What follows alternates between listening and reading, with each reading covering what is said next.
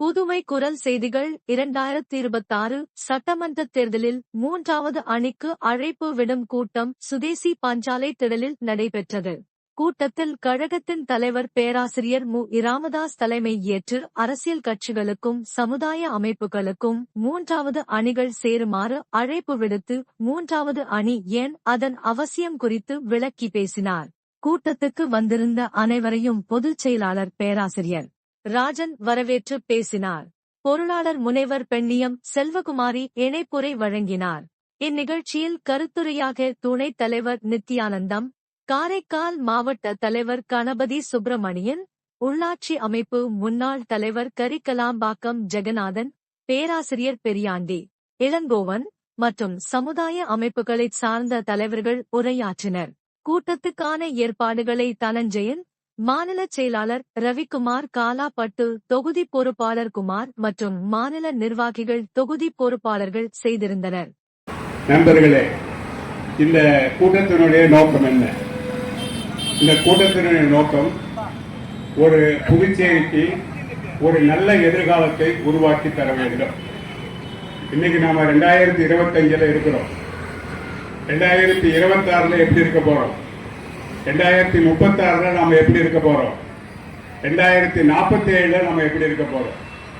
2047 என்பது இந்தியா சுதந்திரம் அடைந்து எத்தனை வருஷம் ஆகுது? 100 ஆண்டு. இந்தியா சுதந்திரம் அடைந்து 100 ஆண்டு ஆகும் போது இந்த நாடு உலகத்திலேயே 3வது பெரிய நாடாக உருவாக வேண்டும், முதன்மை நாடாக உருவாக வேண்டும் என்று நமது பாரத பிரதமர் நரேந்திர மோடி அவர்கள் எங்கு சென்றாலும் சொல்லிக் கொண்டிருக்கின்றார். நாங்கள் என்ன சொல்றோம்? 2047 புதுச்சேரி உலகத்திலேயே முதன்மை மாநிலமாக இருக்கும் என்ற இலக்கோடு நாங்கள் பாடுபட்டுக் கொண்டிருக்கின்றோம். இது வெறும் வார்த்தைகள் அல்ல. மக்களுக்கு ஏற்படக்கூடிய வளர்ச்சி மாநில வளர்ச்சியாக மாறி இந்தியாவில் மட்டுமல்ல, இன்றைக்கு சிங்கப்பூரை சொல்லுகிறார்கள், ஆஸ்திரேலியாவை சொல்லுகிறார்கள், மலேசியாவை சொல்லுகிறார்கள்.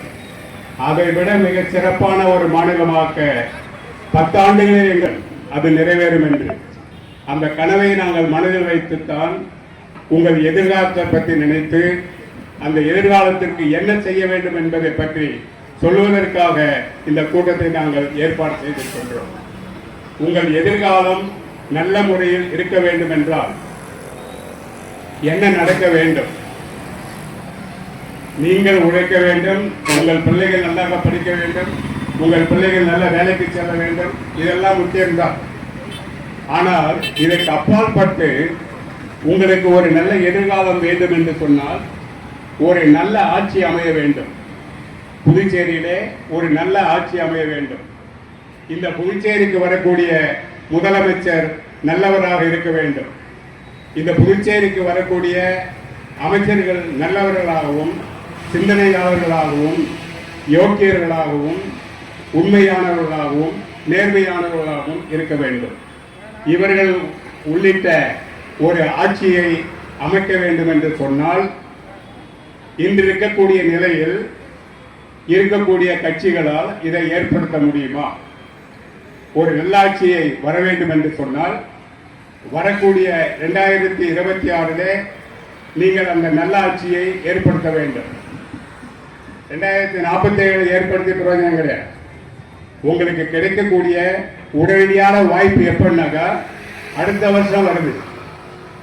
2026 மே மாசத்துல அந்த தேர்தல் வரப்போகுது. அந்த தேர்தல் மூலமாக நீங்கள் ஒரு நல்லாட்சியை உருவாக்க வேண்டும், ஒரு நல்ல முதலமைச்சரை தேர்ந்தெடுக்க வேண்டும், ஒரு நல்ல கட்சியை ஆட்சியில் அமர்த்த வேண்டும். அப்படி என்ற கருத்தை உங்களிடம் சொல்வதற்காகத்தான் இந்த கருத்தினை நாங்கள் உங்கள் முன்பாக வைத்திருக்கின்றோம்.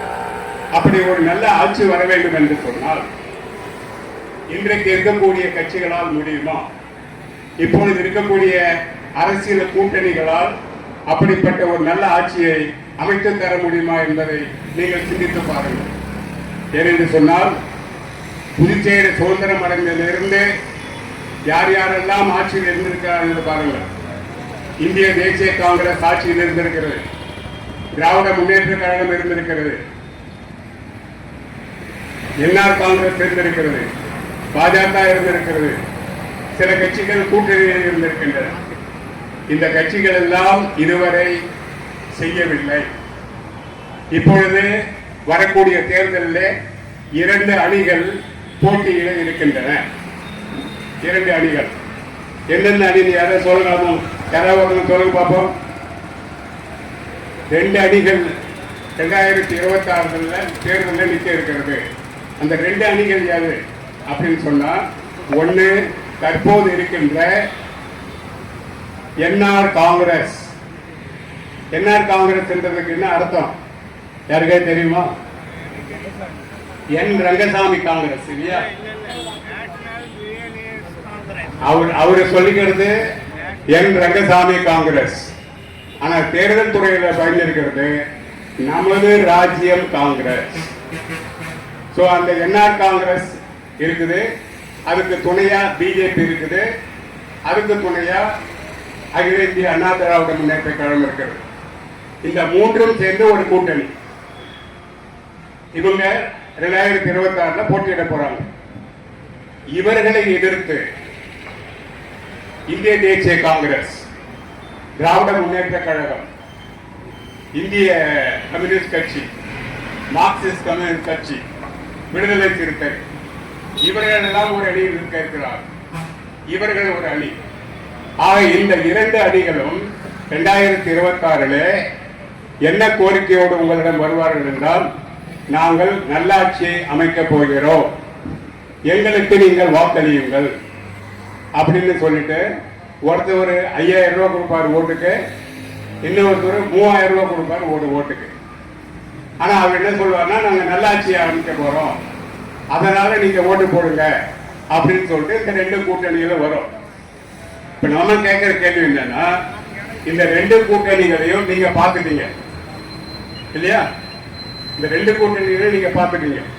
இந்த 2 கூட்டணிகளையும் இதுவரை ஒரு நல்லாட்சி அமைத்து கொடுத்திருக்கிறதா? ஒரு நல்லாட்சினா என்ன அர்த்தம்? ஒரு நல்லாட்சியில என்னென்ன இருக்கணும்? கெட்ட ஆட்சினா என்ன? இப்ப இருக்கவங்க எல்லாம் கெட்ட ஆட்சியை கொடுத்துட்டு இருக்கிறாங்க, நல்ல ஆட்சியை கொடுக்கல. நல்ல ஆட்சினா என்னன்னு சொன்னா, எல்லோருக்கும் தரமான கல்வி, எல்லோருக்கும் தரமான மருத்துவம், எல்லோருக்கும் தரமான குடிநீர், எல்லோருக்கும் நல்ல சாலை வசதி, படித்த எல்லோருக்கும் நல்ல வேலை, படிப்புக்கு தகுந்த மாதிரி வேலை, வேலைக்கு தகுந்த மாதிரி வருமானம், வருமானத்திற்கு தகுந்த மாதிரி வாழ்வாதாரம், எல்லோருக்கும் இருப்பதற்கு இடம்,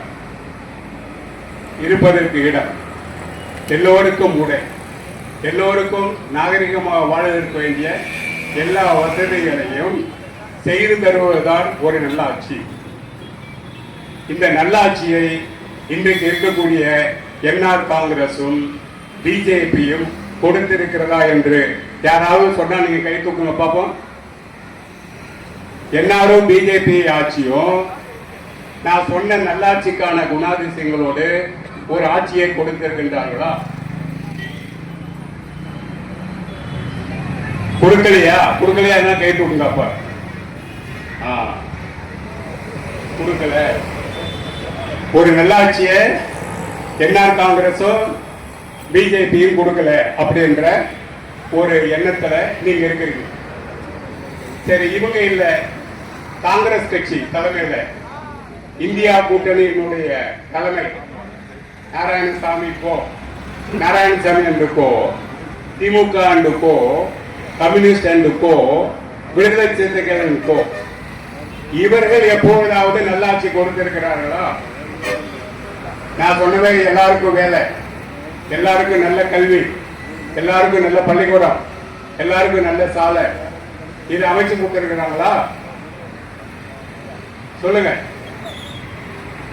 இல்லைன்னு சொல்றேன், நான் கை தூங்க பாப்போம். அவங்களும் நம்ம கொடுக்கல.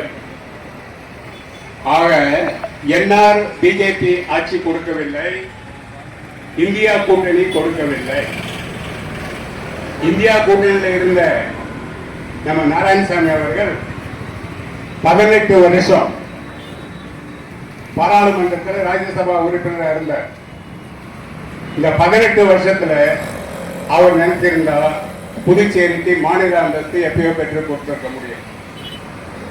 அவரும் நானும் 2004 இருந்து 2009 வரையும் பாராளுமன்றத்தில் பணியாற்றினோம். நான் மக்களவையில் இருந்தேன், அவர் ராஜ்யசபாவில் இருந்தார். அப்ப அவர் அமைச்சராகவும் இருந்தார்.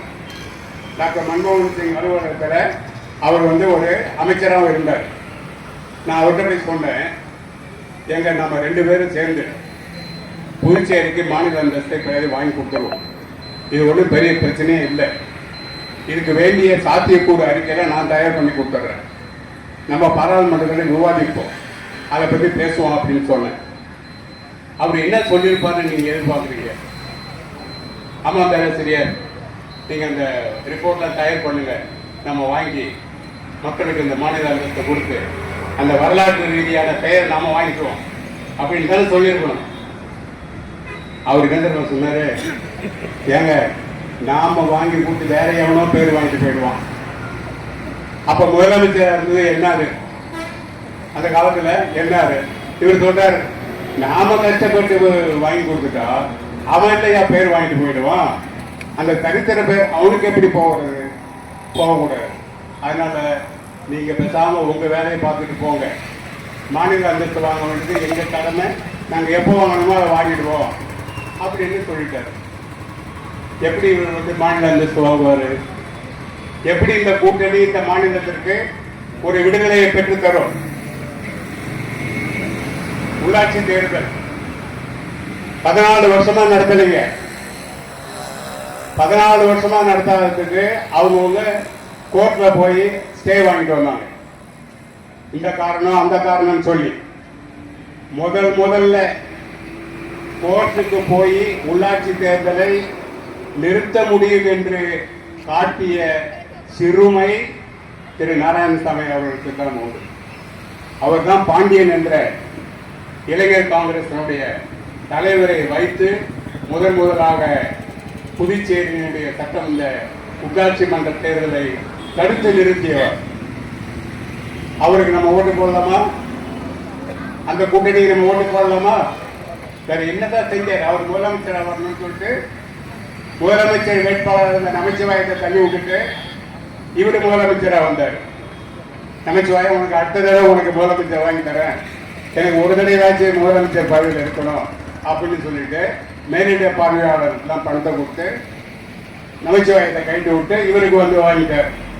சரி, நீ என்ன செஞ்ச? புதுச்சேரிக்கு கிரண்பேடியோட சண்டை போட்டுட்டு இருந்த. எங்கேயாவது ஒரு முதலமைச்சர் கவர்னர் ஆபீஸுக்கு போய் உண்ணாவிரதம் உட்கார்ந்தாங்களா? கவர்னர் ஆபீஸ்கிட்ட போயிட்டு பிரச்சனை பண்ணிட்டு உட்கார்ந்தாங்களா? இப்ப ரங்கசாமி இருக்கிறார், அவரு எப்படியோ புகா சொல்லி கவர்னர் போய் கையெழுத்து எல்லாம் வாங்கிட்டு வந்து ஏதோ தனக்கு வேண்டிய காரியத்தை அவர் செஞ்சுட்டு இருக்காரு. நீ அதை கூட செய்யல. 5 வருஷமா அந்த அம்மா இருக்கிற வரையும் போராடி நீ அதையும் செய்யல. அதுக்கு கூட்டாக இருந்த திமுகவும் எதுவும் கேட்கல, கம்யூனிஸ்ட் கட்சிகளும் கேட்கல, வேற எந்த கட்சியும் கேட்கல. ஆக இந்த இந்தியா கூட்டணி என்பது புதுச்சேரிக்கு எதிரான கூட்டணி. ஒத்துக்கிறீங்களா? எதிரான கூட்டணி. ஆகவே அவர்களுக்கு வாக்களிப்பதில்லை.